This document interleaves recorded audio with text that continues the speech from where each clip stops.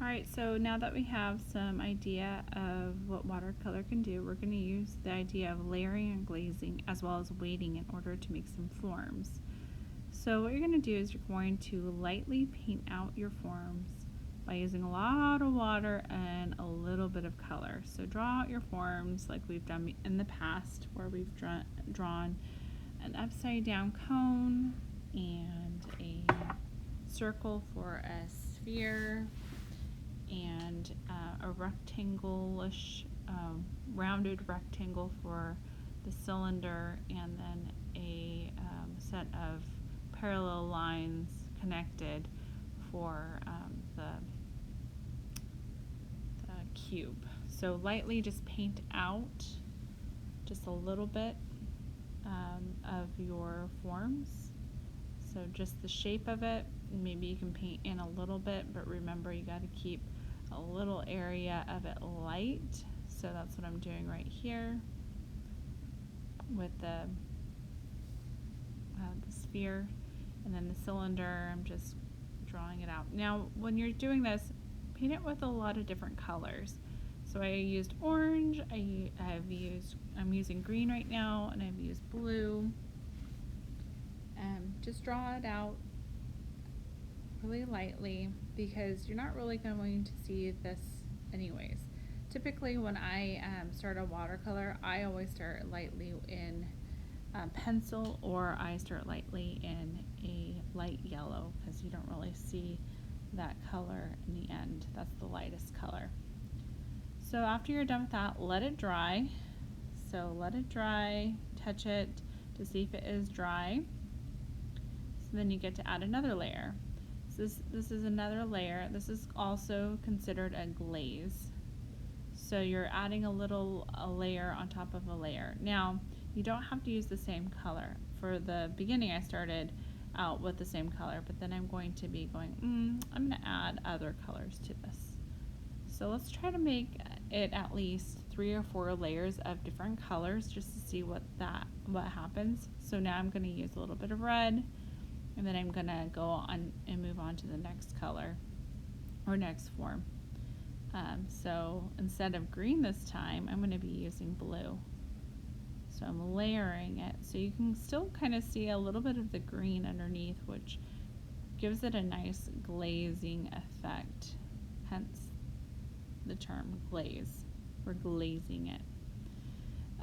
So with a cylinder, you're going, if it's empty in the inside and there's light on the right hand side, you're going to see a lot of darkness inside the cylinder. So that's what I was doing right here.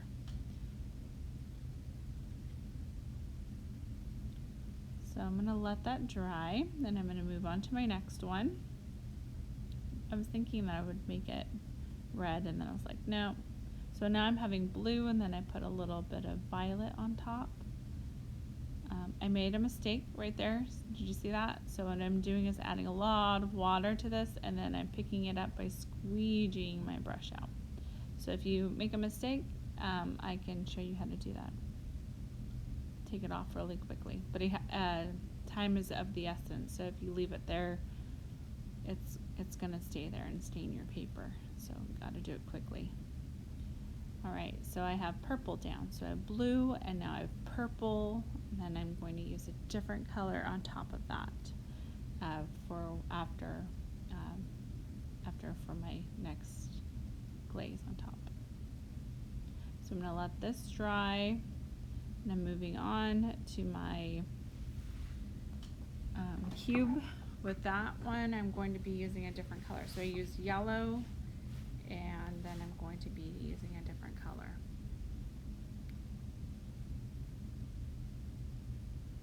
I'm cleaning that brush. Even though it does have water in it, I am going to be cleaning it a lot. Okay, so I'm using red on top of it. I'm using a deep red, getting it pretty dark on this side.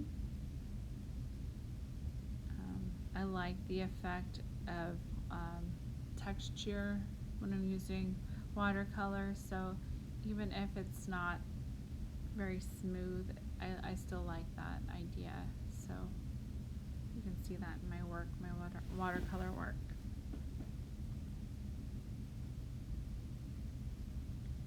So I'm just adding some more color to this. And remember, after you're done putting a glaze down, you have to let it dry. You have to be patient with watercolor.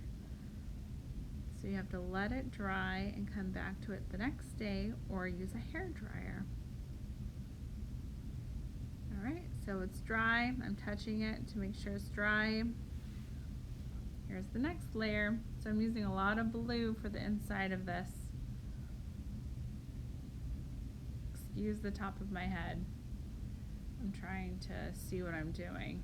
Sometimes it's hard to paint something from the other side. So I'm using yellow too. So that's my third color for this. So I used green, I used blue, and now I'm using yellow. So I'm creating the effect of it going from really light yellow to a deep green to a really vivid blue for the inside of it. Okay. That might be the end of the top of my head, hopefully.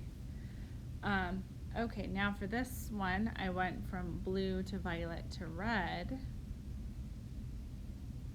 So it's creating a different kind of effect as far as the way that it looks, as opposed to if I went from red to violet to blue, or if I even put yellow on top of this, it would have created a different effect. Play around with the way that you're using the colors and how you're layering it and glazing it. You can also use a little bit of white if you'd like to. Typically watercolor artists don't use white. They're not usually inside palettes for us to use. The way that you get white is to leave the paper alone. So if you want really bright white on your paper, leave that portion of your paper alone. Don't put anything on it. Okay, so this is my third. I'm using kind of like a ochre yellow on top. Okay, now I'm using green on top of my orange. So it's creating some kind of neutral effect on top.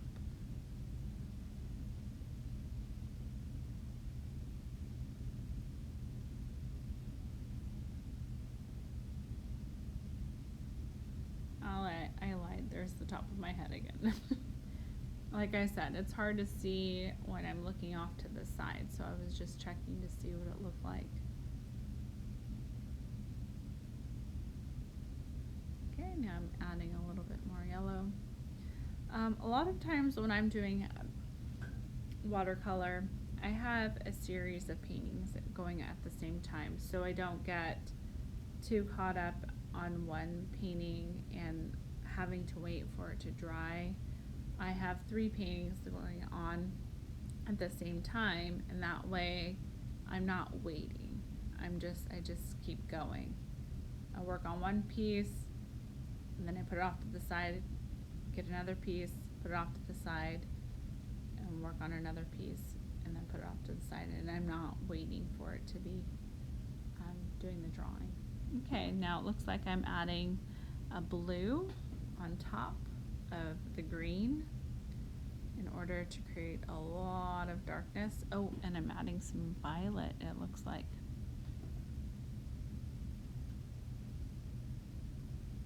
Okay, so now I'm gonna let it dry again, and now I'm gonna be putting some cast shadows. I did mess up on the cylinder cast shadow. So I did was I started painting it, and then I took off that paint by adding a lot of water to it, and then I went back into it later. So I'm adding some cast shadows to make it look like they're on a tabletop, and then I'm putting a mixture of colors down. I'm not just adding one color, I'm putting a few different kinds and playing with that effect of those oozles that we did in a prior lesson. So here we go, I'm adding some more cast shadows down.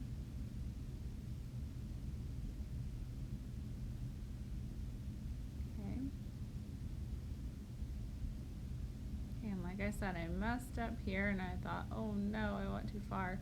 So what I'm doing is I'm adding a lot of watercolor, water to this, and then I'm gonna step away from it and let it dry.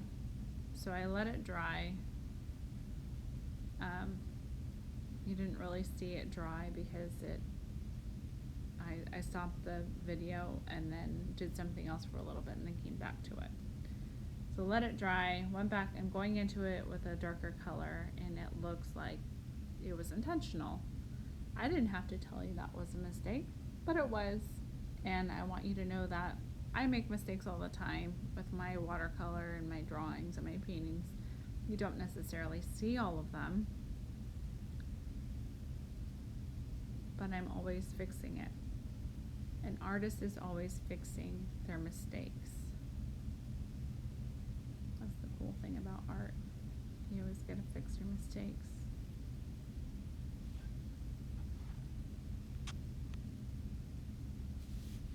Alright, when you're done with this, go ahead and take a photo of it and post it or hand it in.